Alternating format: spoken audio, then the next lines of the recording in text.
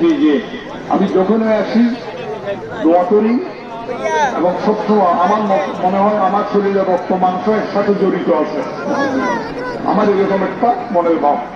তো ওই জন্য আমাদের মহোদয় সাহেবের যে কথাটা বললেন, আসলে আমি নিজেও আমার কথার সাথে যে কথাটা বলার জন্য চাইছিলাম, উনিও বলছেন আমিও বলতে চেয়েছেন। আল্লাহ তাআলা চাইলে তো, আল্লাহ তাআলা তো মৈয়তকে জিন্দা করে, জিন্দাকে মৈয়ত করে। তো আল্লাহ চাইলে এই ক্ষেত্রে কিছু আবার জিন্দা করতে পারবে না? নিশ্চয় পারবে। কিন্তু এটার জন্য অ্যাক্টিভিটিস কার্যকলাপ আমাদের, ওই মানুষ পরিবর্তন হয়ে গেলে সব পরিবর্তন হয়ে যাবে ইনশাআল্লাহ। তো ওই জন্য এটার জন্য অবশ্যই আমরা দোয়ার মধ্যে ইনশাআল্লাহ দোয়া করা হবে। আর আমাদের আত্মীয় স্বজন যারা আছে তাদের জন্য দোয়া করতে হবে।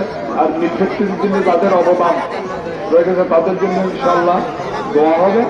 এখন একটু নমাজের তৈরি, তো নামাজ সম্বন্ধে একটু বলি। আমার শরীর একটু শারীরিক দাঁড়াতে একটু হয় বিদায় আমি